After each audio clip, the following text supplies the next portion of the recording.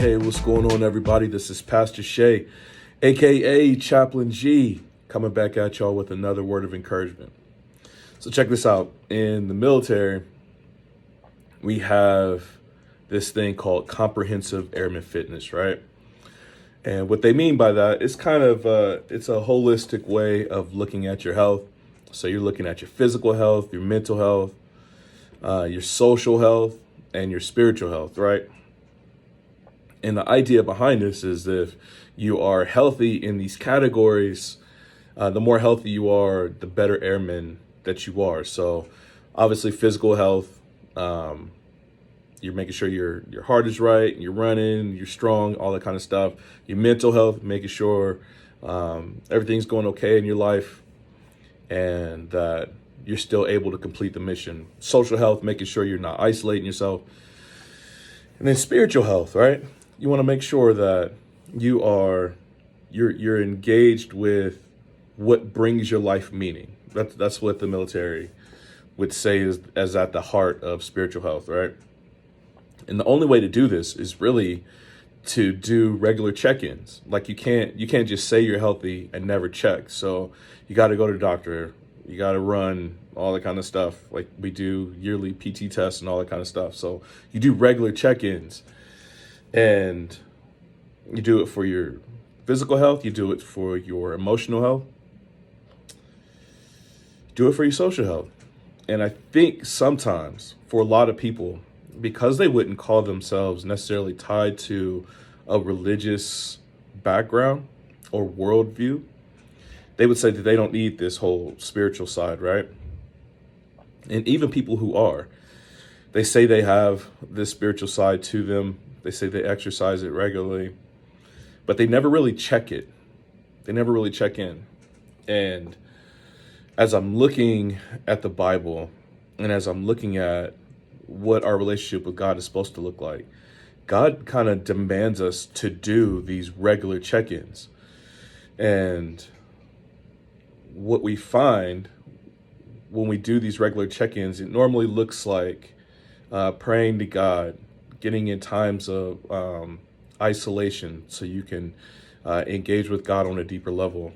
Silence and solitude, they would call it. You have these regular checks between you and God to see how you're doing.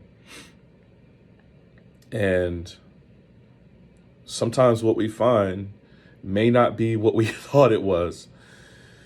And I'm looking at the Bible and I came across one of the minor prophets named Joel. I don't know if that's how you say it in the original language, but I'm American, so we just gonna say Joel. And in Joel, you had the people, they're in the land. Maybe they had just gotten back from Babylonian captivity, and man, still they were not, or maybe it was just before the Babylonian captivity, but they were not engaged with God the way they were supposed to. They were not putting God first. They were putting all kind of other weird stuff first, whether it was other competing worldviews that was around them, whether they were just super concerned about their own household and weren't really acknowledging God. And God, I think I said this before, God doesn't play second fiddle. It's not like God is cool with us just putting him on the back burner. He's the God of the universe. There will be nothing before him, right?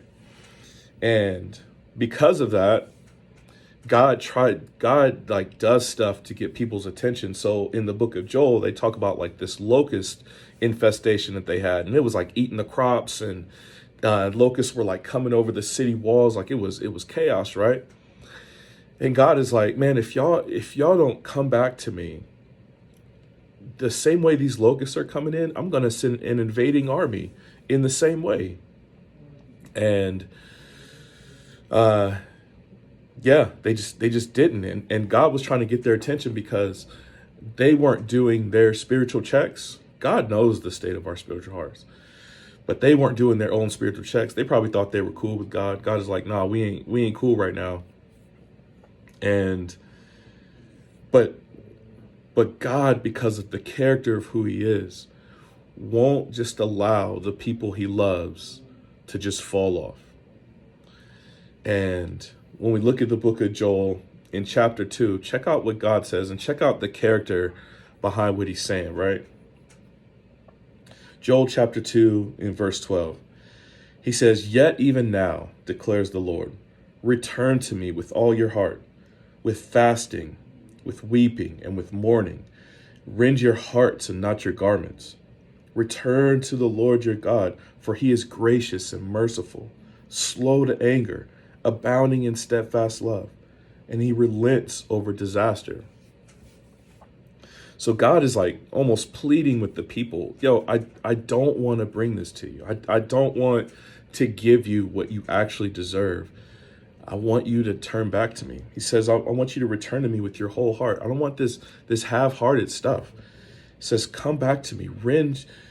He says with fasting. Fasting is like denying yourself something physical to build your spiritual strength. So this is like a model of what it looks like to build like that spiritual resiliency. He says, return to me with all your heart, with fasting, with weeping. So it's like you actually feel bad that your relationship with God is broken and you're emotional about it. And with mourning, mourning is similar to weeping, but mourning is more like an anguish of the soul. Like it's like soul weeping. So he says, like, return to me with the fullness of who you are, physically, emotionally, with your spirit. I want you to engage with me, because you put anything else ahead of me and it's just disaster for your life. He says, rend your hearts and not your garments. So back in that time when people would be in anguish, they would like rip their clothes. He was like, I don't want y'all to do that. I want your heart to be engaged with me. When we have this spiritual resiliency, when we have this spiritual health, when we understand that there's something in this world that is transcendent beyond what we can physically see, and we have this connection with it, right? We understand the importance of it. We have to check in with it. And for those who are of faith, that it is actually a he, that it is actually a person in God. And God is like, hey, all the stuff that you have in your life, it's actually competing for attention with me. And I need to get your attention. Some of us have so much junk in our lives, whether it's career or entertainment or vacations or relationships. We have all these things in our life, and we don't understand how much they're actually competing with God. And for a lot of us, God is trying to get our attention to say, I don't want those things competing with me. It's okay to have them, but they need to be in their proper place. You need to check in with me more often, because I need to build this spiritual bone that you have in you. And so God, in his character, says, come back. I'm slow to anger. I'm gracious and merciful. I'm abounding in love. I don't have to bring this disaster that's coming for you. And that's who God is. God is gracious. Like he gives grace to people who are not too proud to admit they need it. And we need that. We need that in the times that we're in now. We need that for the times that are coming, because a lot of mess is coming, man. And if things keep on the trajectory they're on, we're going to need God more and more, not less and less. So that's my encouragement for you. Check out the book of Joel. It doesn't get a lot of love, but it's in there. And hopefully y'all doing well, man, because I love y'all. But please make sure to like, share, comment, subscribe. Please subscribe. Please like these videos. Helps me to get them out to more and more people, because right now it's just word of mouth. But we'll keep pointing people toward the goodness of God, because he is good. He is gracious. And we need him more. So hope y'all doing well. Reach out, holler at your boy if you need me. Until next time, grace and peace.